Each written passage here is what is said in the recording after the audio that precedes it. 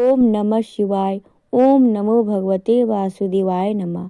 आप सभी का अपने YouTube चैनल में स्वागत है। आज हम सुनेंगे माघ महात्म की 8वीं अध्याय। वशिष्ठ जी कहते हैं, राजन, माघ स्नान और उपवास आदि महान पुण्य करने वाले मनुष्य इसी प्रकार दिव्य लोकों में आते जाते रहते हैं। पुण्य ही सर्वत्र आने जाने का कारण है।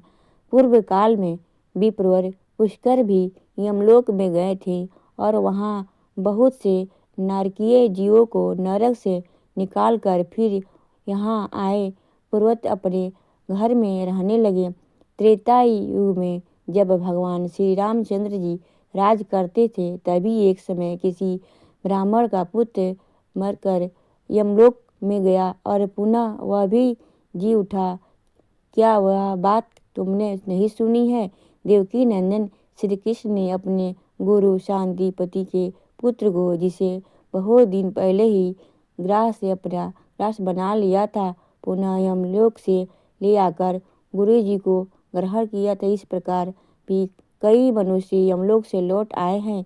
इस विषय में संदेह नहीं करना चाहिए। अच्छा बताओ, अब और क्या तुम्हें सुनना चाहती हो? दिलीप ने पूछा। मुने, पुष्कर नामक श्रेष्ठ ब्राह्मण कहाँ के रहने वाले थे? वे कैसे यमलोक में आए और किस प्रकार उन्होंने नरक से पापियों का उद्धार किया? वशिष्ठ जी बोले, राजन, मैं महात्मा पुष्कर के चरित्र का वर्णन करता हूँ। वह सब पापों का नाश करने वाला है। तुम सावधान होकर सुनो। बुद्धिमान पुष्कर नंदीग्राम के निवासी थे। वे सदा अपने धर्म के अनुष्ठान में रहने वाले थे और सब प्राणियों के हितैषी थे। सदा माघ स्नान और स्वाध्याय के तत्पर रहते तथा समन्वय आनंद भाव से श्री विष्णु की आराधना किया करते थे। महायोगी पुष्कर अपने कुटुंब के साथ रहते और नित्य अग्निहोत्र करते थे। राजन, वे अभयगिरि, हरे विष्णु, कृष्ण, दामोदर, अच्युतम, गोविंदर, दिवेश्वर इत्यादि रूप से केवल भगवत कीर्तन करते। महामती देवता का ध्यान आराधना छोड़कर किसी की काम में उन ब्राह्मण देवताओं का मन स्वप्न भी नहीं लगता था। एक दिन सूर्य नंदन यमराज ने अपने भयंकर दूतों की आज्ञा दी, जाओ नंदीग्राम निवासी पुष्कर नाम ब्राह्मण को यहाँ पकड़ कर लाओ। वह आदेश सुनकर और यमराज के बताए हुए पुष्कर को न पहचान कर वे इन महात्मा पुष्कर को ही यमलोक में ले आए। ब्राह्मण पुष्कर को आते देख यमराज मन ही मन भयभीत हो गए और आसन से खड़े होकर उठ गए। फिर मुनि को आसन पर बिठाकर उन्होंने दूतों को फटकारा, तुम लोगों ने यह क्या किया? मैंने तो तुम्हें दूसरे पुष्कर को लाने के लिए कहा था। तुम लोगों की के कितने पापपूर्ण विचार हैं। भला इन सब धर्मों के ज्ञाता विशेष भगवान विष्णु के भक्त तथा माघ स्नान करने वाले और उपवास परायण महात्मा पुरुष को यहाँ मेरे समीप क्यों लाए हो? दूतों की इस प्रकार डांट बतलाकर प्रेतात्मा अपने पुष्कर से कहा, राजन, तुम्हारे पुत्र और स्त्री आदि सब बांधव बहुत व्याकुल होकर रो रहे हैं, अतः तुम भी अभी जाओ।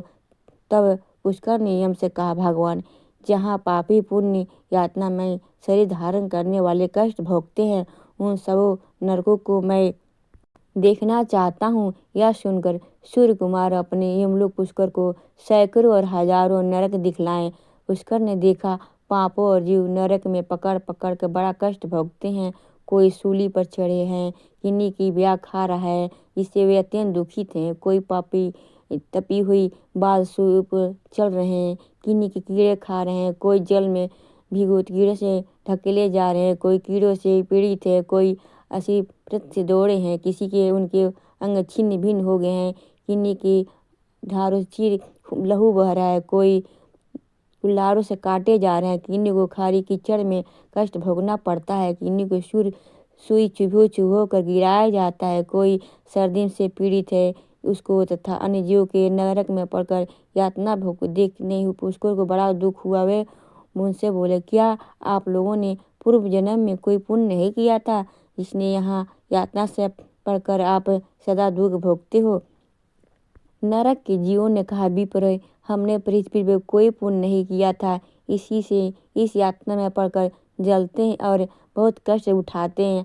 हमने पराई स्त्रियों को अनुराग किया, दूसरों का धन चुराएं, अन्य जीवों की हिंसा की, बिना अपराध ही दूसरे पर लांछन लगाएं, ब्राह्मणों की निंदा की और उनके भरण पोषण भार अपने ऊपर था। उनके भोजन किए बिना ही हम सबने पहले भोजन कर लेते थे। इन्हीं सब पापों के कारण हम लोग नरक में पीड़ा भोग रहे हैं। प्यासी गवे जब जल की ओर दौड़ती हुई जली जाती, हम सदा उनके पानी पीने के लिए भी डालते थे। कौवे गौवे कभी खिलाते पिलाते नहीं थे, तो भी उनका दूध दूह कर पेट पालने लगे थे। याचाओं को दान लेने से लगे हुए धार्मिक पुरुषों कार्य में रोने अटकाया करते थे। अपनी स्त्री को त्याग दिया था, व्रत के भ्रष्ट हो गए थे। दूसरों के अन्न की सदा रुचि रखते थे, पौरवों पर स्त्रियों को साग दरमर करते थे।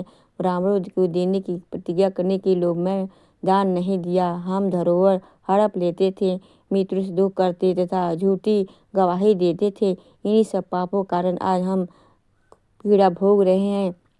पुष्कर ने कहा, क्या आप लोगों ने भगवान जनार्दन का एक बार भी पूजन नहीं किया?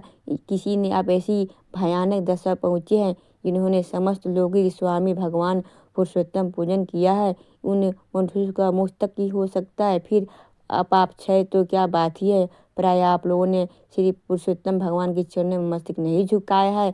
किसी ने आपको यह अत्यंत भयंकर नरक की प्राप्ति हुई है। यहाँ रहकर हाहाकार करने से क्या लाभ। निरंतर भगवान श्री हरि का स्मरण कीजिए, वे विष्णु समस्त पापों का नाश करने वाले हैं। मैं भी यहाँ जगदीश्वर नामों का कीर्तन करता हूँ, वे नाम निश्चय ही आपका कल्याण करेंगे। नरक के जीवों ने कहा, राजन, हमारा अंतकरण अवित्र है, हम अपने पापों से सनत हैं। ऐसे समय में आप शरीर को छूकर बहने वाली वायु हमें परम आनंद प्रदान करती है। धर्मात्मा, आप कुछ देर तक यहाँ उठ ठहरिए, इससे हम दुखी जीवों को क्षण भर भी तो सुख मिल सके। महान, आपके दर्शन से भी हमें बड़ा संतोष होता है। हो, हम प्राणी जीवों पर भी आपकी कितनी दया है।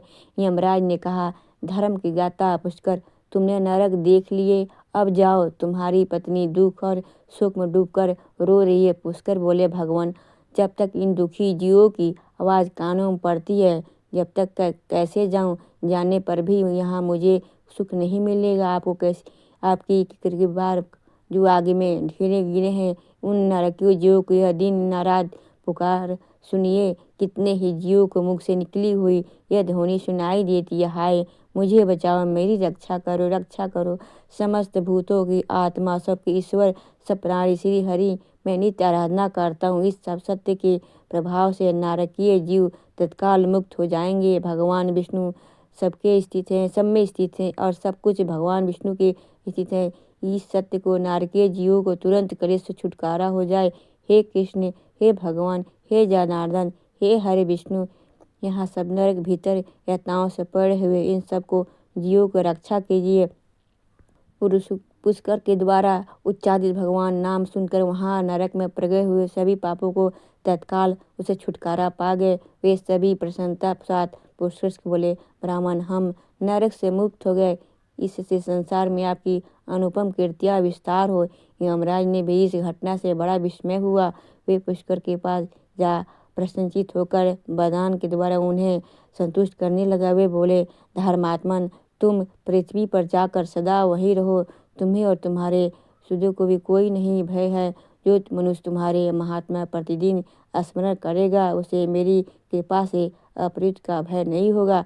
वशिष्ठ जी कहते हैं, यमराज यूँ कहने पर पुष्कर पृथ्वी पर लौट आए और वहाँ पुरतः स्वस्थ भगवान मधुसूदन की पूजा करते हुए रहने लगे। राजन, मेरे द्वारा कहे हुए महात्मन पुष्कर के इस महात्मा कथा को जो सुनता है, उसके सारे पापों का नाश होता है। भगवान विष्णु का नाम कीर्तन करने से जिस प्रकार नरक से भी छुटकारा मिल जाता है, वह प्रसंग में तुम्हें सुना दिया। आदि पुरुष परमात्मा के नामों की थोड़ी सी भी स्मृति संचित पापों राशि का तत्काल नाश कर देती है। यह सब बात प्रत्यक्ष देखी गई है। फिर उस जनार्दन के नामों का भली भांति कीर्तन करने में उत्तम फल की प्राप्ति होगी। इसके लिए तो कहना ही क्या है।